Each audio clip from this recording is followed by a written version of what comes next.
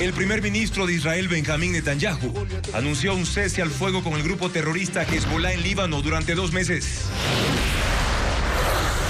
El Tribunal de la Corte Nacional perfiló la estructura criminal que infiltró la justicia y la política en el caso Metástasis y el rol que cumplieron los 20 condenados que colaboraron con el narco Leandro Norero. Las familias ecuatorianas redujeron en 64% el consumo de alimentos, lácteos y otras bebidas como consecuencia de los apagones, según un estudio de una empresa realizado en 24 ciudades. Quito emitió una guía para el uso de generadores, en la que incluyen recomendaciones para combatir el exceso de ruido. Los generadores de energía, UPS y Powerbanks se suman a los artículos con ofertas por el Black Friday en Ecuador, con descuentos hasta el 30%. Su importación aumentó de 1.100 en abril a 20.000 en octubre. Ciudadanos se quejan por la falta de turnos para obtener sus pasaportes y Televistazo corroboró que tramitadores consiguen algunos a cambio de un pago. Por cálculos electorales, la Asamblea postergó el debate de las reformas para que los menores de edad sean juzgados como adultos por delitos contra la vida como el sicariato. Un video de la patrulla fronteriza muestra a una niña de 2 años viajando sola junto con otros 200 migrantes que cruzaban la frontera de México con Estados Unidos. El ecuatoriano Piero Hincapié fue titular en la goleada del Bayer Leverkusen por la Champions League. Buenas noches, amigos. Bienvenidos a una nueva jornada informativa aquí en Televistazo Estelar. Comenzamos ya con lo más destacado de este martes. Israel aceptó un alto al fuego en Líbano. El primer ministro israelí Benjamín Netanyahu dijo que la tregua permitirá aislar a Hamas y concentrarse en el conflicto con Irán. Sin embargo, agregó que mantendrán libertad de acción y que responderán con contundencia si Hezbollah viola ese acuerdo. La tregua se dio en medio de un intenso bombardeo israelí sobre la capital libanesa. Luego de 14 meses de conflicto y una guerra a gran escala desde septiembre contra Hezbollah en Líbano, Israel aceptó un alto al fuego de 60 días. El gabinete de seguridad de ese país aceptó la propuesta de detener sus bombardeos y retirar las tropas del sur de Líbano a cambio de que Hezbollah deje de operar en la zona y que tome el control el ejército libanés. El primer ministro israelí Benjamín Netanyahu dijo que el alto al fuego aislará a Hamas en Gaza y le permitirá a sus fuerzas concentrarse en Irán, pero advirtió que tendrán libertad de acción para defenderse de cualquier ataque. Si Hezbollah viola el acuerdo e intenta armarse, atacaremos. Si intenta renovar la infraestructura terrorista cerca de la frontera, atacaremos. Netanyahu dijo que durante la ofensiva israelí, Hezbollah había retrocedido décadas al lograr eliminar a su cúpula, incluyendo al líder Hassan Nasrallah. Eliminamos a todos los altos funcionarios de la organización, destruimos la mayoría de sus misiles y cohetes, eliminamos a miles de terroristas y destruimos las infraestructuras subterráneas y terroristas cerca de nuestras fronteras. El acuerdo se logró con mediación de Francia y Estados Unidos. El presidente de ese país, Joe Biden, dijo que es un paso para la paz duradera. Aplaudo la valiente decisión que han tomado los dirigentes del Líbano y de Israel al poner fin a la violencia. Nos recuerda que la paz es posible, dijo. Más de 3.760 personas han muerto por fuego israelí en Líbano en los últimos 13 meses y 1.2 millones tuvieron que abandonar sus hogares. Del lado israelí hay 50.000 desplazados y 75 fallecidos por cohetes de Hezbollah. El acuerdo de hoy se logró en medio de intensos bombardeos israelíes contra más de 180 objetivos en varias partes del territorio libanés. La tregua entrará en vigencia a las 4 de la madrugada de este miércoles, hora local.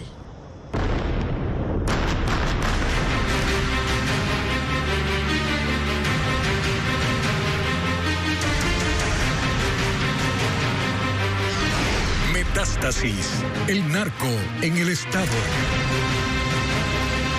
El tribunal del caso Metástasis, tras sentenciar a 20 de los 21 acusados, resaltó que esta condena es un precedente para frenar el ingreso del narcotráfico en el sistema judicial y en el Estado.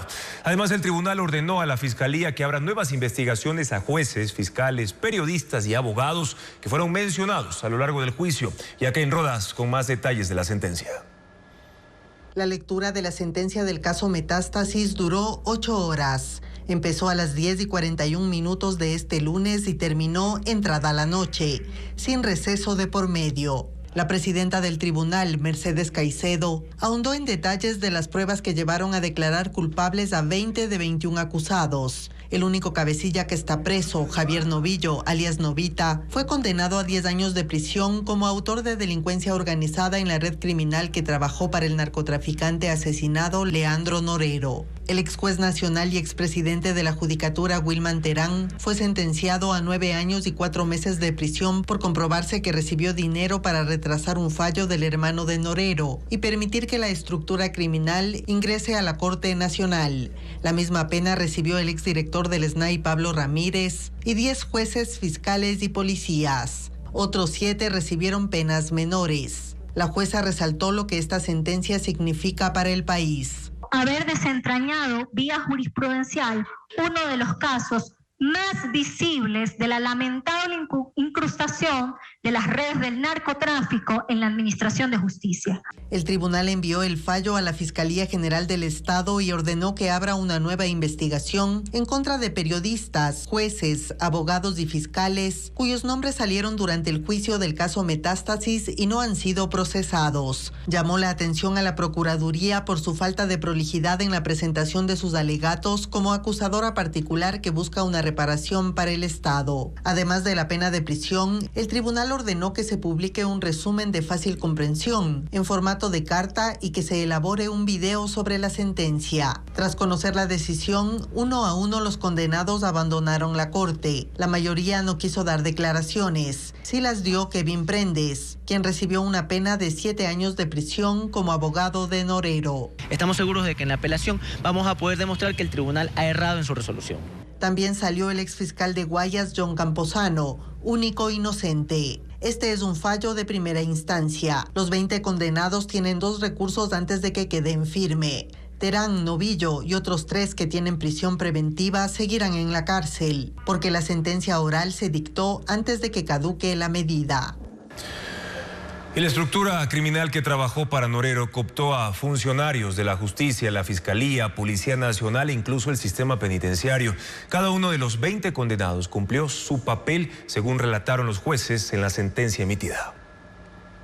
El Tribunal de la Corte Nacional, en la sentencia del caso Metástasis, describió el rol que cumplieron los 20 condenados en la empresa criminal que operó bajo el mando del narcotraficante Leandro Norero durante los 5 meses que estuvo preso en la cárcel de La Tacunga. A la cabeza ubica a Javier Novillo, único condenado como parte de la cúpula delictiva, mientras los colaboradores actuaron en 5 ámbitos. En las cortes y juzgados, Wilman Terán, a la fecha juez de la Corte Nacional, y los jueces de Guayas y Manabí, Ronald Guerrero, Johan Marfetán y Carlos Zambrano. Los fiscales, María José Aguirre y Víctor Hugo Alcíbar. Los policías, Doris Oviedo, Armando Ruiz, Ángel Leal, Fernando García y Edín Isa. El director del SNAI, Pablo Ramírez, la comisionada de pacificación, Claudia Garzón, y la guía penitenciaria, Catherine Guaita. Y como privados, los abogados Kevin Prendes, César Acaro y Sofía García, más Braulio Mera y Eduardo Rodríguez. Según el fallo, cada grupo cumplió su papel. Novillo, alias Novio Novita, dirigía la red de influencias en la justicia, reclutando funcionarios y sobornando a jueces para conseguir impunidad. Mantenía comunicación directa con Norero, que financiaba su organización con dinero del tráfico de armas y droga. Terán, alias Diablo, y los demás jueces recibieron beneficios económicos para emitir fallos a favor de Norero o sus familiares en los juicios que enfrentaban por lavado de activos, narcotráfico y tenencia de armas. También para demorar sentencias, cambiar medidas cautelares o liberar presos. Los fiscales ayudaron cambiando delitos y filtrando información. Los policías alteraron evidencias, eran informantes del brazo armado de Norero y protegieron sus bienes incautados. Los funcionarios penitenciarios recibieron dinero para dar privilegios a Norero en la cárcel y permitir que liberen a su gente. Esta es solo parte de la estructura. Falta el brazo político del narcotraficante en la asamblea, que según la fiscalía tenía a Javier Jordán como líder y al exasambleísta del correísmo Ronnie Aliaga como operador. Ambos están prófugos.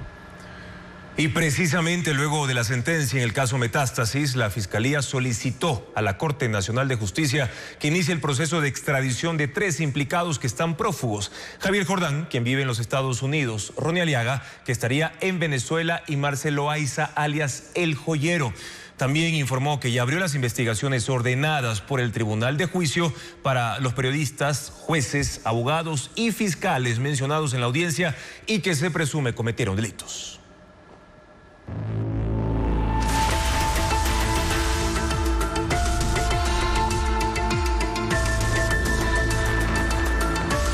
Apagones, la rutina nacional. Un estudio realizado en 3.000 domicilios reveló que el 64% ha reducido el consumo de alimentos, bebidas y lácteos como consecuencia de los apagones. Y es que las familias hoy compran menos en las tiendas de barrio. Además, priorizan el ahorro y la planificación. Más detalles con Adriana Bermeo. Los apagones cambian los hábitos de consumo de las familias ecuatorianas, los lugares en los que compran, la frecuencia con que lo hacen y el dinero que gastan. Son las conclusiones de Kantar, empresa especialista en análisis de datos del consumidor. Hizo un estudio con 3.000 personas en 24 ciudades, tomando como base las compras reales que hicieron. El informe detalla que desde que iniciaron los racionamientos, el 64% de los hogares ha reducido el consumo de alimentos, bebidas y lácteos. En general, los productos que requieren refrigeración. 5 de cada 10 familias compra solo lo que necesita para que no se dañe. 4 de cada 10 cocina en casa ajustándose al horario de los apagones.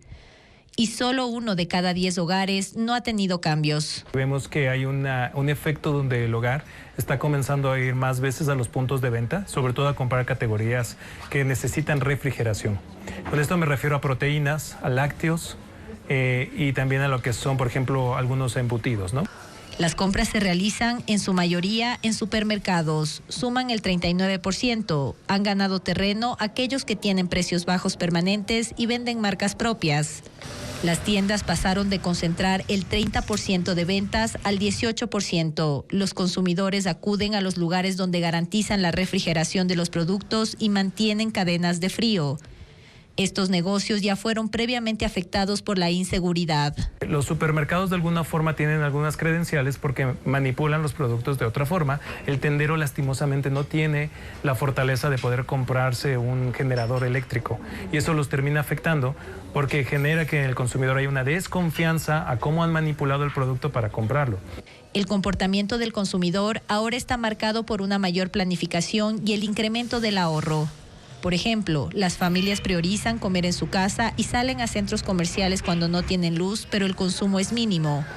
Compras que no superan los $5 en promedio. El Consejo Consultivo insta al gobierno a emprender una campaña de ahorro energético de cara a las festividades de diciembre, cuando hay mayor consumo de energía en el territorio nacional. Carla Delgado con más detalles de cómo se aplicaría esta iniciativa. Diciembre llega en medio de la crisis energética. Ha sido históricamente el de mayor consumo de energía por las festividades de Navidad y de fin de año. La demanda sube en unos 200 megavatios. Esto preocupa al Consejo Consultivo de Ingenierías y Economías porque en el país no se está incentivando el ahorro energético. Esto lo hemos venido pronunciando como una constante, pero que no vemos que de los organismos encargados de esto lo hayan realizado y lo estén realizando, más aún en esta temporada navideña. Campaña que es necesaria porque el panorama por ahora sigue siendo crítico. Este fin de semana pasada igualmente, nuevamente se utilizó la poca reserva de agua que teníamos todo el sistema Paute, incluido Masar. Estamos utilizando un agua que ya deberíamos más bien estar, a propósito de haber tenido la generación la entrega de energía de Colombia, más bien, como habíamos señalado, esto se debe emplear no para reducir tanto las horas de corte de energía, sino más bien para hacerle recuperar los niveles de embalse. En diciembre la demanda de energía ha sido de 4.810 megavatios. Este año la previsión es que llegue a 3.600 megavatios por los cortes de energía. Si hubiera una campaña de ahorro, dice, la demanda solo llegaría a 3.400. Y que por ahora ha sido poco lo que el país ha incorporado en energía. Una parte de ella, como se sabe, proviene de Colombia. El Consejo Consultivo cree que además del ahorro se debe mantener los cortes e incluso aumentarlos hasta que lleguen los generadores, se ponga en funcionamiento la hidroeléctrica Toachi-Pilatón y se concreten los otros ofrecimientos gubernamentales. El complejo hidroeléctrico de Paute volvió a operar luego de estar 2 días apagado. Sus 3 centrales funcionan a pesar de tener niveles críticos en sus embalses. Eso implica que consuman la poca agua que recuperaron este fin de semana y otra vez Mazar entra en riesgo de colapso porque su cota está debajo del nivel adecuado. Diego Cuenca con el informe. Este martes, la generación hidroeléctrica cubre el 68% de la demanda nacional de energía. En tiempos de sequía, no es una buena señal para las centrales, porque deben producir electricidad al límite, a pesar de que sus embalses no tienen agua suficiente para que funcionen. Sin embargo, es el único camino que tiene el SENACE para que el gobierno cumpla con la reducción de los apagones, que esta semana son de entre 6 y 7 horas al día. La consecuencia de esa medida es evidente en las 3 hidroeléctricas de Paute en Azuay. Durante el fin de semana, Mazar estuvo apagada para recuperar la cota de su embalse, que está en 2.111 metros sobre el nivel del mar, por debajo del mínimo para operar. Y a pesar de su crítica situación, la volvieron a encender este lunes durante 6 horas. También desde las 8 de la mañana de ese martes, y entró en riesgo de que su embalse colapse. En simultáneo, la central Molino y Sopladora también están funcionando luego de estar apagadas 2 días. En el caso de Molino, la cota está en 1.981 metros sobre el nivel del mar, cerca del mínimo, que es de 1.975 metros. Mientras que la cota de Sopladora está en 1.315, cerca del nivel mínimo, que es de 1.312 metros. En esas condiciones, las 3 aportan con 487 megavatios y las ponen a trabajar porque la energía de Colombia y la producción de Coca-Cola Sinclair no es suficiente debido a que este martes genera 400 megavatios, es decir, solo el 27% de su capacidad. En Texas, la patrulla fronteriza encontró a una niña de 2 años completamente sola que viajaba en un grupo de más de 200 migrantes que cruzaron ilegalmente a los Estados Unidos. La pequeña sostenía un papel con un número de teléfono. Las autoridades alertan que el número de menores que llegan solos a territorio estadounidense se ha incrementado. Venezuela, mamá. ¿Venezuela? ¿Sí? ¿Qué tantos años tienes? 2 años. ¿No vienes con tu mamá y tu papá? ¿No? ¿Venezuela? ¿Para dónde vas, mamá? De mi mamá y papi. ¿Dónde están? Estados Unidos. ¿Estados Unidos? El video de una niña salvadoreña de apenas 2 años que fue encontrada luego de cruzar la frontera entre México y Estados Unidos ha encendido las alarmas sobre cómo la crisis migratoria afecta cada vez más a los menores de edad. El teniente Cris Olivares señaló que la niña fue localizada por un oficial de la patrulla de carreteras en el condado Maverick, en Texas. Iba junto a otros 210 indocumentados, pero ninguno era familiar. En el grupo estaban otros 59 menores de entre 2 y 17 años no acompañados, y en su cuenta de X expresó que este es un claro ejemplo de cómo las organizaciones criminales trafican con menores en la frontera sur. Los menores no acompañados son trasladados a centros de detención, procesados y llevados a establecimientos de la Oficina de Reasentamiento de Refugiados. Solo en este sector de Texas han sido detectados 16.100 menores sin compañía de un adulto, en lo que va de 2024. Usuarios del registro civil presentan quejas porque no pueden conseguir turnos para obtener pasaportes, en algunos casos por más de 5 meses. Mientras tanto, en redes sociales persiste la oferta ilegal de espacios a cambio de $55. Informa Diego Puente. Algunos de los usuarios que buscan sacar uno de los 1000 turnos que diariamente habilita el registro civil para obtener o renovar el pasaporte se quejan en redes sociales y fuera de las agencias. Dicen que el sistema siempre está lleno. El proceso para obtener una cita se inicia en la página web, que permanece así. En rojo están las reservas ocupadas para todo el día. Y en azul un mensaje indica que pronto se abrirán las del siguiente, pero no se especifica cuándo. Lo que sí ocurre es que al inicio de una nueva jornada todas las citas están otra vez reservadas. El registro civil asegura que cubre la demanda con la apertura diaria de turnos. Dicen que abren a 1 hora, nunca abren en la madrugada, en la noche, se ha probado todas las formas. Él intentó acceder a un cupo en agencias de Pichincha, Manabí y Napo durante 15 días. Sin alternativa, llegó a las 6 de la mañana a la agencia matriz en la capital para exponer su caso en información para que lo ayuden. Afuera de las entidades, tramitadores ofertan turnos. Dicen que los consiguen de forma inmediata. El registro civil aclaró que estas personas no venden un turno específico, pero que según sus palabras, dan tomando uno a la ciudadanía. Pero la realidad es otra. En Guayaquil, Johan Sanluca pagó por ser atendido ese mismo día, cuando no pudo hacerlo durante un mes. Tuve que pagar aparte para sacar el turno. O sea, aquí hay los que son las personas así que para poder sacar turno tuve que pagar $40 más.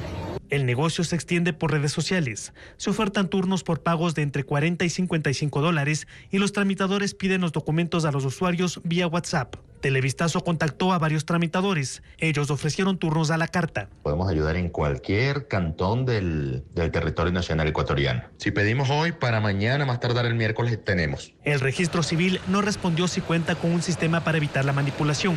Tampoco qué funcionarios están a cargo de la emisión, pero aclaró que hay un correo para denunciar casos de corrupción y que hacen jornadas extraordinarias para emitir cédulas y pasaportes. Por ejemplo, este miércoles se habilitarán cupos para que la ciudadanía pueda obtener cédulas y pasaportes el sábado.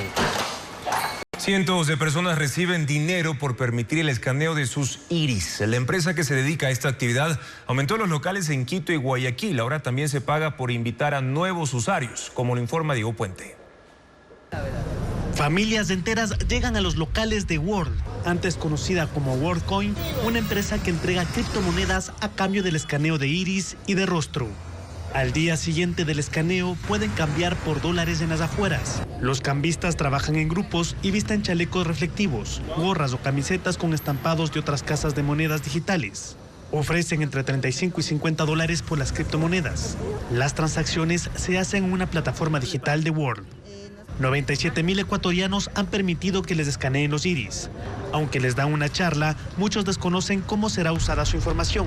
Según Martín Maza, representante regional de la compañía, la empresa no se queda con el registro de los iris. Hay integraciones con herramientas como Shopify, Minecraft, Discord, Telegram, donde hoy puedes ir y crear una comunidad en Telegram, integrar World ID y asegurarte que los usuarios en esa comunidad son humanos verificados.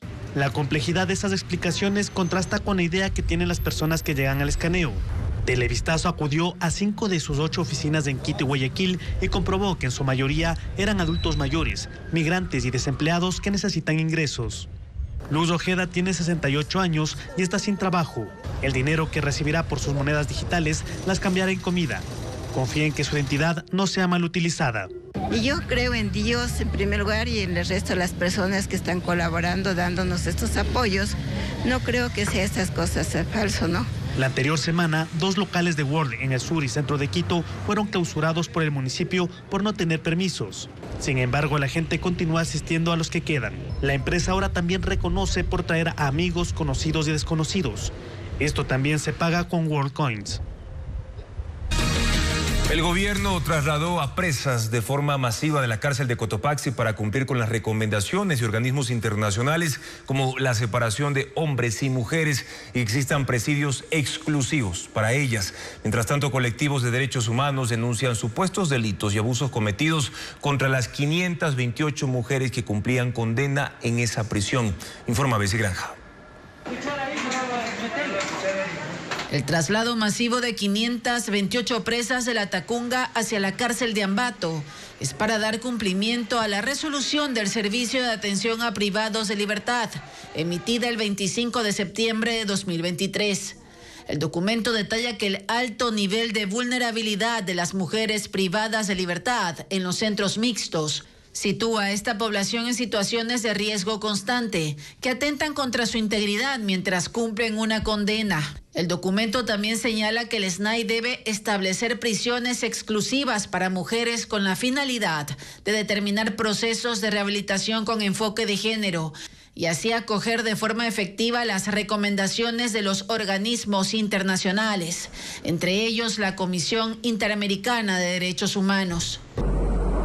Las autoridades confirmaron que de ahora en adelante, la cárcel de Ambato, que cuenta con una capacidad instalada para 450 privados de libertad, funcionará como un centro de rehabilitación femenino. Organizaciones de derechos humanos con sede en Cotopaxi y que pidieron la reserva, revelaron a Televistazo que las presas de la Tacunga eran sometidas a abusos y violaciones sexuales. La misma fuente señala también que grupos de delincuencia organizada habían tomado el control de los 3 pabellones donde estaban las reclusas, quienes eran obligadas a cometer delitos, como el ingreso de objetos prohibidos, formando parte de la estructura de corrupción en ese reclusorio. Este noticiero quiso corroborar tales denuncias. El Servicio de Atención a Privados de Libertad dijo desconocer sobre lo que alertan los colectivos de derechos humanos. Aseguró que harán la consulta a los organismos respectivos. En Estados Unidos hallaron un vehículo en el fondo de un estanque con los restos de 2 personas. Al parecer se trata de una adinerada pareja de Nueva York que desapareció hace más de 40 años. La policía trabaja para extraer los restos sin alterar las evidencias. El ejecutivo petrolero Charles Romer, de 73 años, y su esposa Catherine, de 75, desaparecieron en la primavera de 1980. La pareja de Scardale, Nueva York, regresaba a casa desde Miami Beach, en Florida, manejando su vehículo, un Lincoln de 1978. Hicieron una parada. Se registraron en un hotel en Brunswick, Georgia, pero los empleados del lugar se preocuparon al notar que no durmieron ahí y denunciaron su desaparición. 44 años después, el caso sigue abierto y un equipo de buzos de Florida descubrió con el uso de un sonar un Lincoln de 1978 en el fondo de un estanque. Coincide con el auto que usaban los Romer y la policía confirma que hallaron dentro un hueso humano. Aunque no hay conclusiones sobre lo ocurrido, sospechan que la pareja fue secuestrada y asesinada luego de robarles las joyas que llevaban. Se sabe que la señora viajaba con un lote valorado en esa época en $81,000. Luego el carro y los cuerpos fueron arrojados al agua. Ahora la policía está drenando el estanque para extraer los restos e identificarlos. Fuertes nevadas cubrieron parte del noreste de China. La nieve azota extensas áreas de la provincia de Jilin desde anoche, lo que provocó el cierre de 15 carreteras desde esta mañana. También se impusieron restricciones al transporte público, tránsito de camiones que llevan químicos peligrosos y vehículos de gran carga tamaño en 8 carreteras. Aunque las autoridades locales han trabajado durante la noche para limpiar la nieve, se espera que el clima extremo continúe hasta el fin de semana. 16 personas murieron y 7 siguen desaparecidas luego de un deslizamiento de tierra en la provincia de Sumatra del Norte, en Indonesia. El barro, las rocas y los árboles cayeron por una montaña después de las lluvias torrenciales del fin de semana. Los ríos se desbordaron, arrasando casas y destruyendo granjas en 4 distritos montañosos. La policía, los soldados y rescatistas usaron excavadoras, equipos agrícolas y sus manos para buscar entre los escombros a sobrevivientes.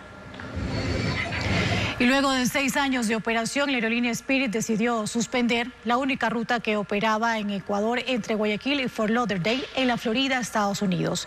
La línea aérea norteamericana decidió priorizar sus rutas de mayor rendimiento luego de declararse en bancarrota días atrás, como lo informa Luis Alfredo Zúñiga.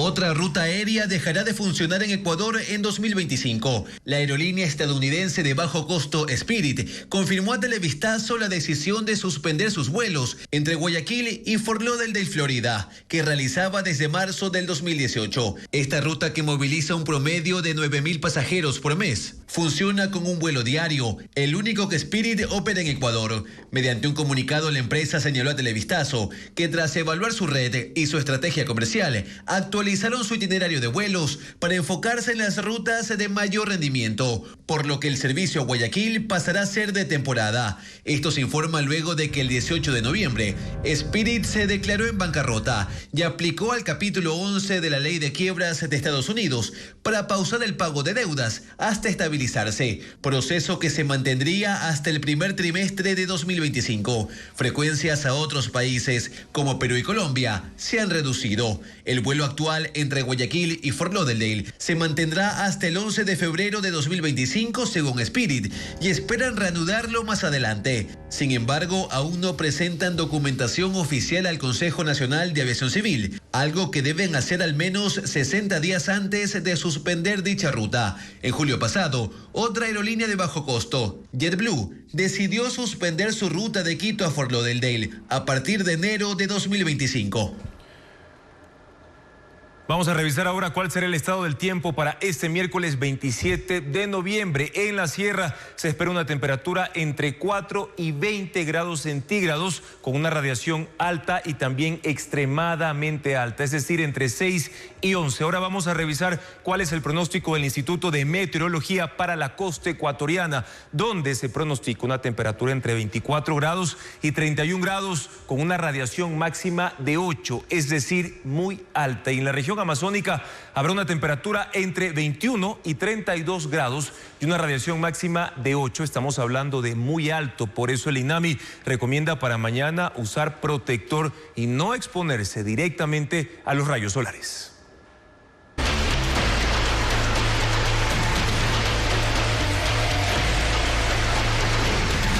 Black Friday, el imán de las ventas.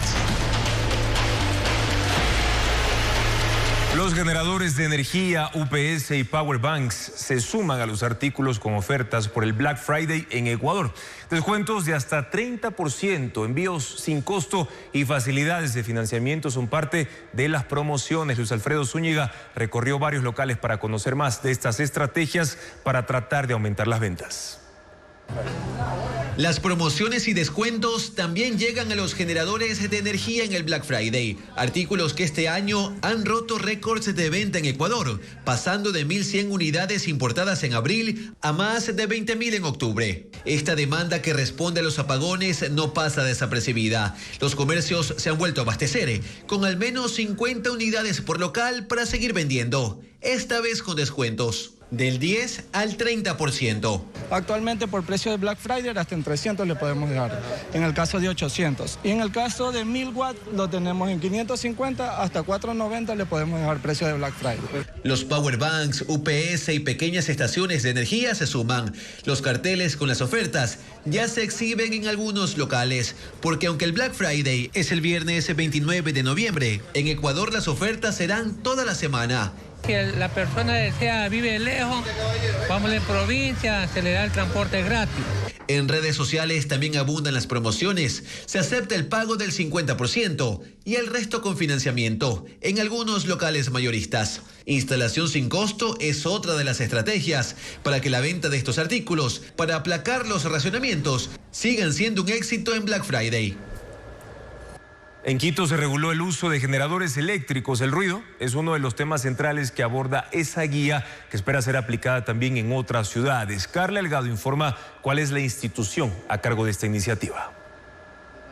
Con la crisis energética, los generadores se volvieron necesarios y su uso cada vez más común.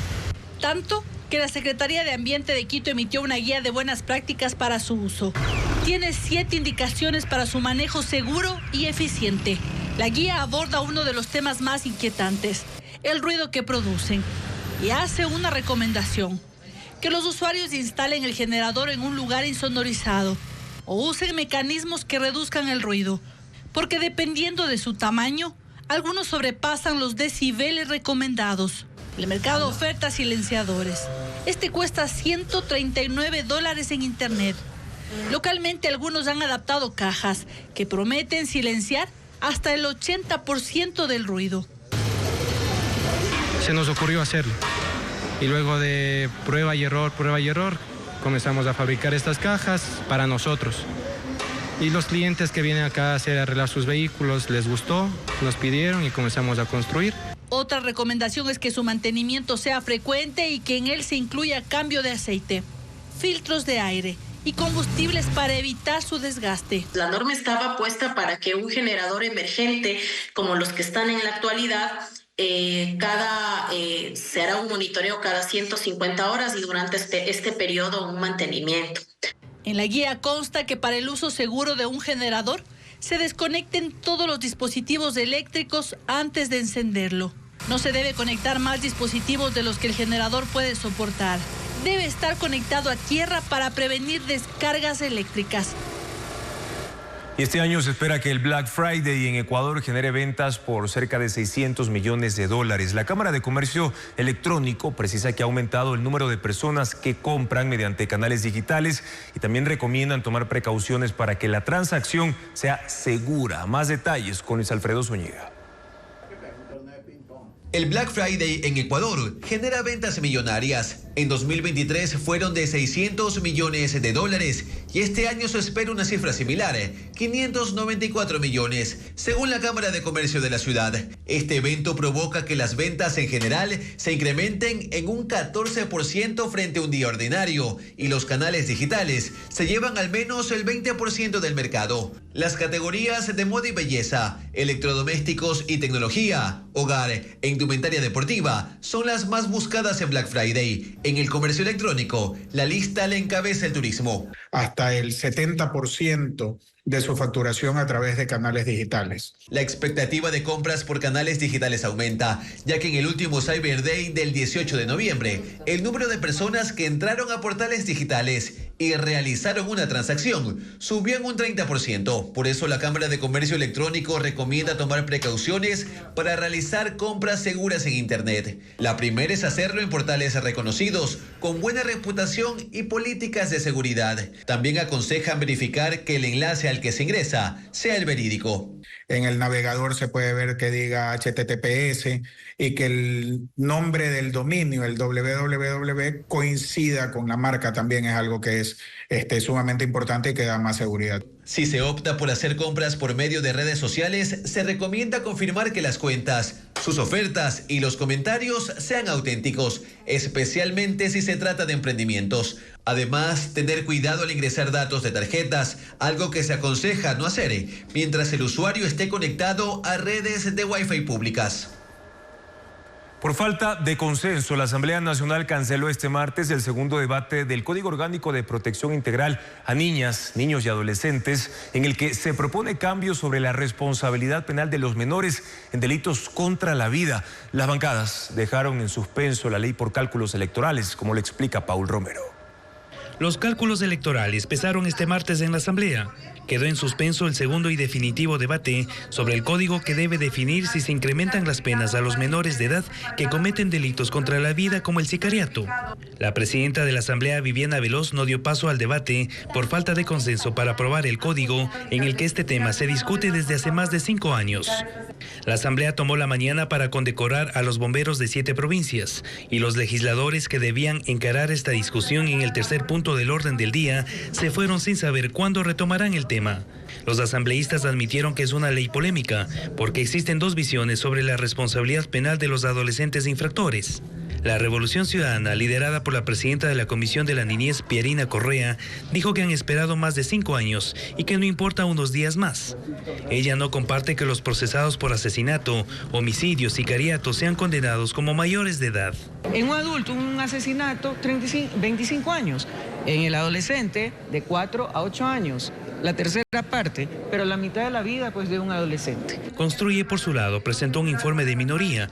Propone que los responsables de delitos contra la vida sean sentenciados con la misma pena que los mayores de edad a partir de los 12 años. 73% de los sicariatos cometidos por las bandas criminales es cometido por menores de edad. Y si no atendemos esa realidad, simple y llanamente no hay solución al crimen y vamos a seguir en el mismo estado de las cosas. Los legisladores justificaron la suspensión del debate por la falta de lectura y comprensión de alrededor de 700 páginas del informe de mayoría. Y tenemos que esperar un poco más para tener un cuerpo legal que esté acorde a lo que el país demanda y merece en este momento, hay que hacerlo. La ley quedó en suspenso por falta de votos, cuando se aproximan las fiestas de Navidad y sobre todo la campaña electoral. Y precisamente son más de 2.000 menores de edad que fueron detenidos por la policía en lo que va del año. Son miembros de bandas narcocriminales que a cambio de integrarlas les daban dinero, techo e incluso alimento. Cerca de 500 están recluidos en centros de adolescentes infractores cumpliendo penas o mientras son procesados por delitos como asesinato, homicidio y sicariato. Luisa María Heredia con el informe. En Ecuador, los niños, niñas y adolescentes son inimputables. Eso significa que no pueden ser juzgados por jueces penales ni recibir sanciones penales. La legislación vigente establece que ellos no son responsables de sus acciones o omisiones, aunque constituyan delitos graves como los que se cometen contra la vida. Ese es el marco jurídico que se buscaba cambiar, para poder juzgar a los menores infractores como si fueran adultos, en casos de asesinato, homicidio y sicariato a partir de los 12 años. Es la respuesta a una aterradora realidad en la que menores son autores de crímenes atroces, como el desmembramiento de cuerpos para ascender dentro de la estructura del grupo delincuencial por el que fueron reclutados. Informes de inteligencia revelan que cerca del 60% de los miembros de las bandas que operan en el país son menores de edad. ¿Endurecer las normativas resuelve ese problema social? Cambiaría muy poco si las condiciones de vida de estos niños y adolescentes no cambian. Entre enero y noviembre de este año, 2.076 menores de edad fueron detenidos por la Policía Nacional e identificados como miembros de bandas narcocriminales, recluidos en los 11 centros para adolescentes infractores que hay en el país. Hasta septiembre había 493 menores. De ese grupo, 53 estaban siendo procesados por una posible relación con asesinatos, homicidios y sicariatos. Esos niños provienen de hogares sumamente violentos.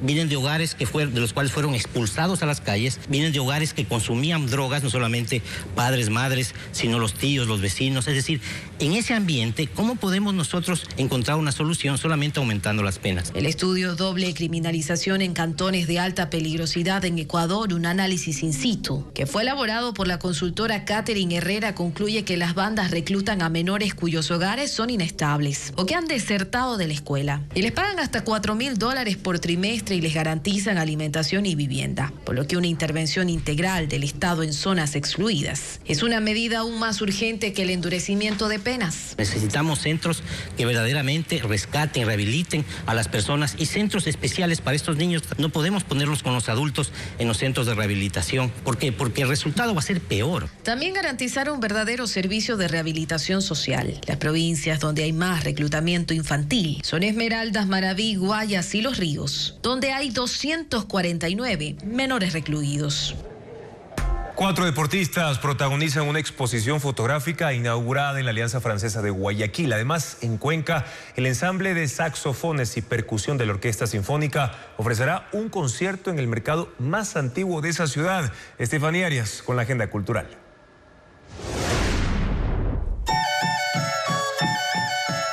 Teatro, cine y una exposición fotográfica son las actividades que forman parte del Festival Internacional Encuentro de Mujeres en Escena, Tiempo de Mujer.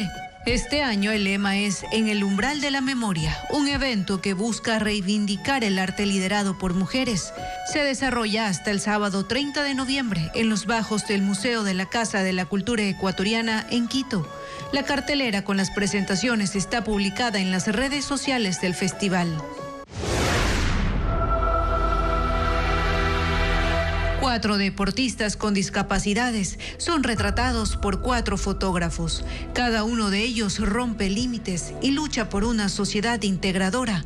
Champions, una exposición fotográfica inaugurada en la Alianza Francesa, centro de Guayaquil, con una visión contemporánea del atleta comprometido y que desafía los estereotipos. La muestra gratuita estará abierta hasta el 20 de diciembre, de lunes a viernes, de 9 de la mañana a 6 de la tarde.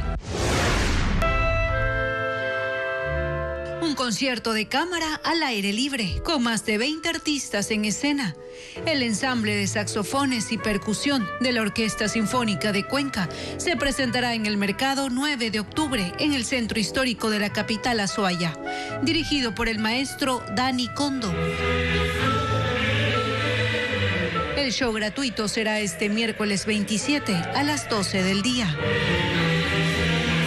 En Esmeraldas empezaron las obras civiles en el terreno definido para instalar 49 generadores termoeléctricos. Sin embargo, Francisco Garcés precisa que el contrato presenta retrasos porque los equipos son importados desde Líbano y aún no llegan. El 27 de diciembre llegarán a Guayaquil los primeros generadores para la nueva central térmica en Esmeraldas. Su instalación está retrasada porque, según los planes del gobierno, ese día debía estar generando 91 megavatios. Los primeros generadores fueron embarcados desde Beirut, en el Líbano, el 5 de noviembre. 4 barcos trasladan los equipos que llegarán a Guayaquil y serán trasladados a Esmeraldas. El Ministerio de Energía no ha informado cuántos generadores fueron embarcados, pero dio a conocer que más adelante se completarán las 48 unidades compradas por $90 millones a la compañía austral, que ya recibió un anticipo de 58,4 millones. El Ministerio de Energía prevé poner a funcionar los generadores según vayan llegando, los primeros en enero. En el sector de La Propicia, en un terreno adjunto a la refinería de Esmeraldas, se iniciaron las obras para instalar los equipos. Ahí se construirán plataformas de concreto en donde se asentarán los generadores que están montados en contenedores. Este lunes, trabajadores acompañados de 3 volquetas, un tractor y una retroexcavadora trabajaron en el terreno asignado por Selec. Cuando esta planta esté en funcionamiento, Termoesmeraldas generará 316 megavatios para el Sistema Nacional de Electricidad. 7 cantones de la costa y sierra soportan cortes de agua potable debido a la sequía. Diego Cuenca informa que hay familias que incluso no tienen el servicio pasando un día. Los problemas de distribución de agua potable persisten en al menos 7 localidades del país. En Santo Domingo de la provincia Sáchela, el caudal del río Leila redujo a su nivel más crítico y como consecuencia desde ese lunes empezaron los cortes de agua potable para 50 sectores. Las familias afectadas tienen el servicio pasando un día, desde las 9 de la mañana. 2 cantones de la provincia de El Oro también están afectados. En Piñas, 30.000 habitantes de 65 barrios. Desde el martes tienen racionamientos en 3 franjas horarias, cada una de 3 horas, entre las 8 de la mañana y 8 de la noche. Mientras en Machala, 14 pozos de agua que abastecen a la planta potabilizadora dejan de operar 10 horas al día debido a los apagones.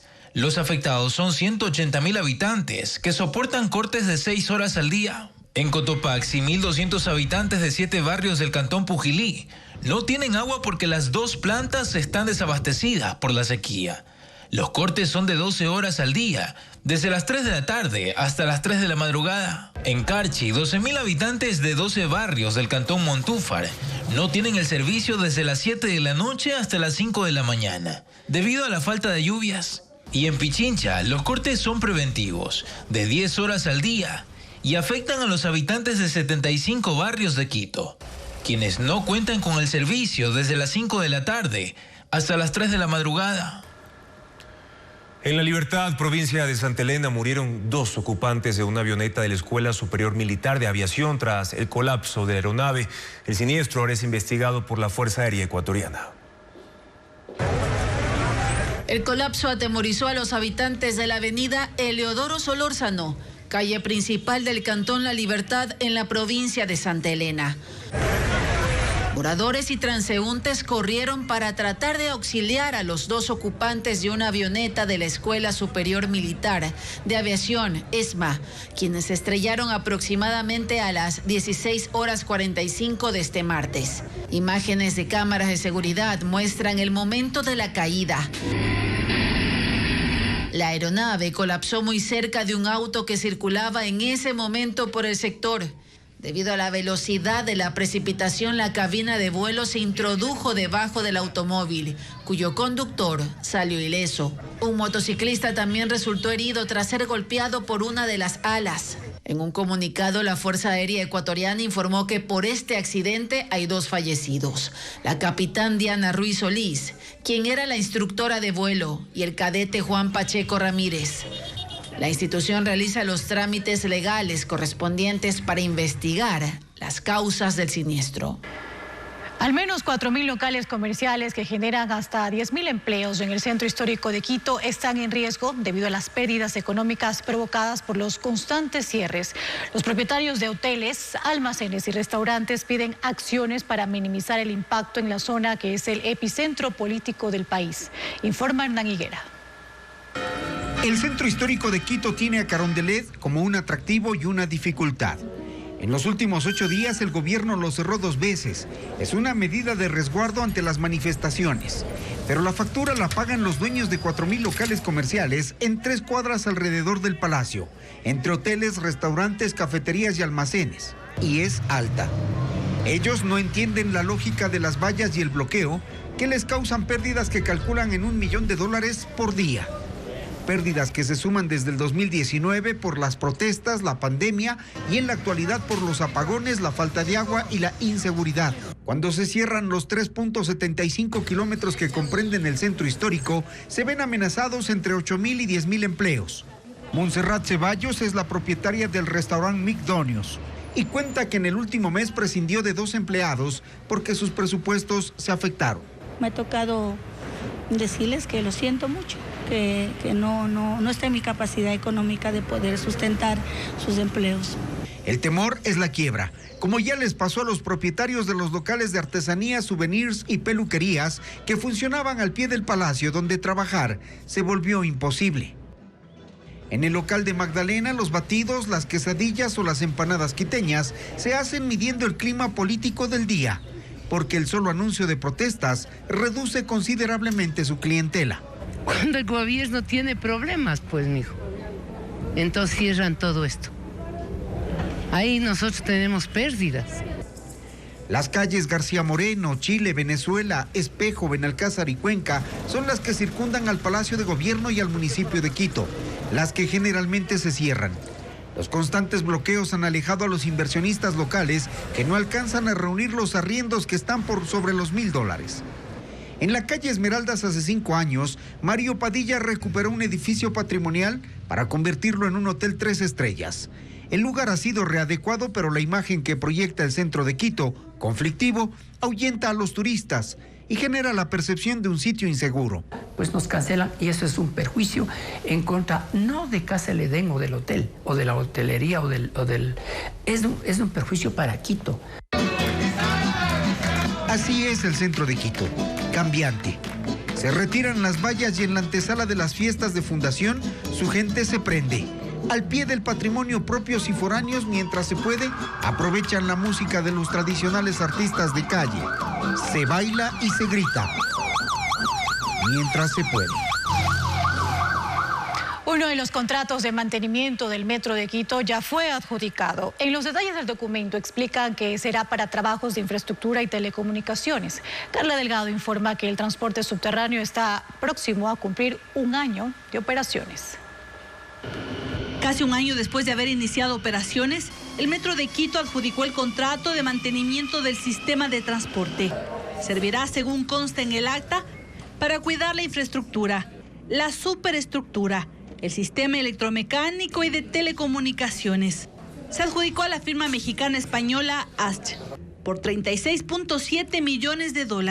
Este contrato asegura el rodaje de los trenes y hace que su travesía sea más segura. Este que se acaba de adjudicar es el que hace la diferencia, que es, como le digo, el que mayor nivel e índice de seguridad da para que los trenes, sus vagones, estén adecuadamente mantenidos para que la seguridad de la gente que viaja pues sea la óptima. Hay al menos 3 contratos más por adjudicar según el veedor del metro. Uno de ellos es el de la infraestructura civil. Esto implica tener definitivamente un chequeo en las rieles, en las catelinarias, en todo el sistema de señalización y señalética al interior de los túneles. Queda pendiente además el contrato de mantenimiento del sistema de acceso, como las gradas eléctricas, los ascensores, las bocatomas de los túneles. Y el tercer contrato es todo el tema de las comunicaciones, más bien dicho, el software para que todo el sistema de tarifado este momento funcione en forma adecuada y no tengamos que en algún momento tener fallas en el tema de cobros, por ejemplo. A esos contratos se suman los bienes que el metro debe adquirir, como los ventiladores, para mejorar el servicio. Dos candidatas a la vicepresidencia de la República denunciaron en los últimos días al presidente Daniel Noboa por supuesta persecución y violencia política de género en medio de una campaña electoral anticipada en la que se busca captar el voto femenino que supera al masculino. Luisa María Heredia con el informe. Oye, Daniel Noboa, ¿en serio quieres investigarme? Pacha Terán, la vicepresidenciable de Unidad Popular, denunció a Daniel Noboa. Lo acusa de perseguirla. El lunes ingresó un escrito a la Defensoría del Pueblo en Quito. Asegura que el presidente la tildó injustamente de terrorista porque su nombre aparece en este comunicado de la Secretaría de Comunicación de la Presidencia, en que hay una lista de personas vinculadas a sectores políticos que participaron en las movilizaciones del pasado 21 de noviembre. Aunque lo cierto es que al mencionar a Terán en el escrito, no se hace alusión a ese delito. Tu voz puede transformar vidas, porque ahora llega la verdadera justicia. Ante el Tribunal Contencioso Electoral, en cambio, Noboa fue denunciado por María Luisa Coello, la candidata a la vicepresidencia de Democracia Sí. El motivo, supuestos actos de violencia política de género. El sábado, Coello dio a conocer esta acción en una publicación en la red social X, en la que alega: no más amenazas, no más estereotipos, no más violencia. Cita como argumento una declaración reciente del presidente con la que, a su criterio, hizo alusión a la ventaja que tiene sobre sus adversarios políticos con estereotipos de género y contenido que resulta denigrante para las mujeres. Y tenemos el vigor de carpintero, por lo menos 3 palos pegamos. La consultora política Grace Jiménez tiene una lectura. Ciertos grupos políticos están utilizando la lucha histórica de las mujeres para hacer ciertas maniobras políticas. Es normal eso en campañas electorales. Noboa, quien en 2025 buscará la reelección, tiene en el contencioso electoral otra denuncia por violencia política de género que fue presentada por la vicepresidenta suspendida Verónica Abad. En esa causa ya se realizó la audiencia de presentación de pruebas y alegatos y está pendiente la sentencia de primera instancia. El caso dio apertura a lo que ahora se configura en una estrategia de campaña más que en una lucha, según el politólogo Santiago Basabe. Es tratar de utilizar este tipo de reivindicaciones sociales de cara a favorecerse en términos electorales de un lado o de otro lado, en términos de actores políticos en general. Alineándose en medio de la contienda electoral, se busca atraer el voto femenino, dejando de lado las propuestas. El gobierno dio luz verde para firmar el contrato de concesión para la explotación del yacimiento de oro Cangrejos, que está ubicado en la provincia del Oro. La negociación con la compañía canadiense ya concluyó, como le informa Francisco Garcés. El gobierno y la minera canadiense Lumina Gold firmarán el contrato de concesión del proyecto minero Cangrejos en enero del próximo año. Las negociaciones ya concluyeron y esa mina producirá 371,000 onzas de oro al año. El anuncio lo hizo la ministra encargada de Energía, Inés Manzano, este martes. Según ella, el contrato de concesión incluirá el pago de regalías mineras anticipadas de $22 millones a finales del 2025. Entre tanto, se construirá la mina. La concesión va hasta el 2049 y la previsión gubernamental es que hasta ese año el país habrá recibido regalías por $6,000 millones. La fase de explotación iniciará en el 2026 y la minera canadiense invertirá $1,300 millones. Generará su propia electricidad. Y la implementación de una cláusula de autoabastecimiento energético que reafirma el compromiso de los proyectos mineros con la seguridad energética del Ecuador y en especial con el bienestar de su ciudadanía. La construcción empezará el próximo año. Empleará a 1,250 personas, mientras que en la operación de la mina se requerirán entre 700 y 1,000 empleados. El proyecto Cangrejos está a 40 kilómetros al sureste de Puerto Bolívar. Tiene 6,400 hectáreas y contiene reservas calculadas en 17 millones de onzas de oro. Esto lo incluye entre los 30 mayores yacimientos de oro del mundo. Cangrejos será la tercera mina a gran escala del Ecuador. Mirador y Fruta del Norte, ambas en Zamora Chinchipe, están produciendo. La mina Cangrejos es parte del plan del gobierno para impulsar nuevos proyectos a gran escala. Para eso concluyó acuerdos de inversión con Canadá por $4,800 millones. Hace 5 días, el Consejo de Educación Superior entregó las credenciales de entidad autónoma a la Universidad Amautay Huasi. La institución superó la intervención y aprobó los planes curriculares y también los programas de desarrollo educativo.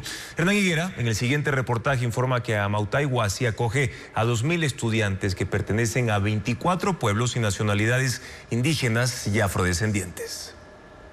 Mujeres de 24 nacionalidades, campesinas y afrodescendientes son el 68% de las listas de estudiantes de la Universidad Amautay Huasi, que tras un periodo de intervención ha logrado obtener la autonomía y convertirse en la universidad pública número 63, una vez que el Consejo de Educación Superior avaló sus planes y mallas curriculares. Esta es una universidad que tiene un rasgo sui generis, que es una universidad pública y comunitaria, es una universidad de los pueblos y de las nacionalidades indígenas del Ecuador.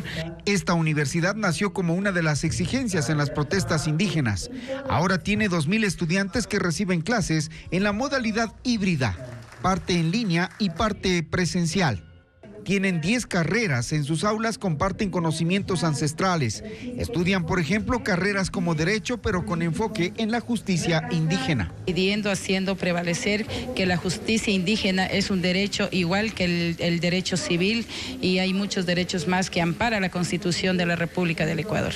Lengua y cultura, agroecología y soberanía alimentaria, turismo rural y sostenible, comunicación comunitaria y nuevas tecnologías, gestión de desarrollo infantil son, entre otras, las opciones profesionales para ellas que alguna vez, dicen, por su condición fueron relegados de otras universidades. Uno se siente en casa porque no es solo uno como que excluido, sino que todos somos diferentes, pero somos uno mismo.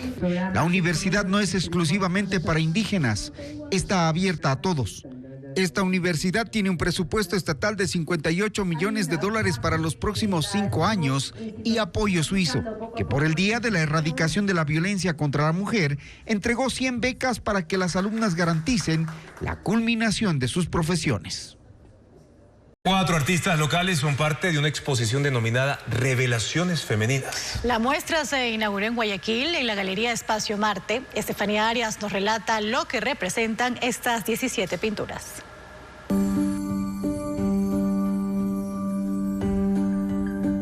Una visión sobre la feminidad, donde ellas son el hilo conductor de estas obras. La exposición Revelaciones Femeninas, compuesta por 17 pinturas, se inauguró en la Galería Espacio Marte, recientemente abierta en la calle Panamá, centro de Guayaquil. Una muestra colectiva en la que participan 4 artistas locales: Carla Bresciani, Mauricio Mayorga, Micaela Montenegro y Poli Lunar. Bresciani, por ejemplo, expone 6 piezas en las que maneja el surrealismo y color. Otros lienzos, como los de Mauricio Mayorga, dialogan sobre el retrato como un lenguaje que va más allá de lo visual. Entonces, en artistas como Bona Merlin o Sargent, que pintaban muchas mujeres, buscaban mucho el realismo sin llegar al hiperrealismo. Entonces, esa ha sido mi mayor inspiración. La muestra, curada por Claudia Toledo, estará abierta hasta este jueves 28, de 8 de la mañana a 6 de la tarde. Y falta menos de un mes para Navidad y un grupo de hombres se prepara para ser el mejor Papá Noel en estas fiestas. Bueno, y practican su particular risa, aprenden a recitar poesía e incluso lengua de señas. El punto más importante del plan de estudio de la Santa School es aprender a reírse, pues tener el jojojo perfecto requiere técnica y mucha práctica. Por eso un grupo de hombres acude a esta academia en Londres que desde hace 26 años forma a los mejores Papá Noel. El único requisito es tener espíritu navideño. La barba y el traje se pueden resolver después. En Santa School les enseñan a recitar poesía, tratar con niños e incluso a comunicarse en lenguaje de señas para que la alegría de la época les llegue a todos.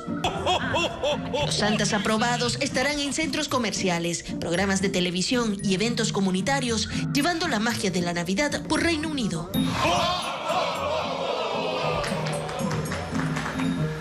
Bueno, y así llegamos a la parte final de nuestra entrega informativa. Mañana en Contacto Directo estará Francisco Rocha, analista político, para analizar cómo el caso Metástasis revela la penetración del narcotráfico en la justicia. Además, Tina Serega, directora de investigación de la Universidad Casagrande, para analizar si es posible lograr cambios de actitudes de la sociedad frente a la escasez de energía eléctrica que estamos enfrentando en Ecuador. Sigan las noticias, amigos, a toda hora en ecuavisa.com, información siempre verificada con el sello de Televistazo. Buenas noches, gracias por habernos acompañado.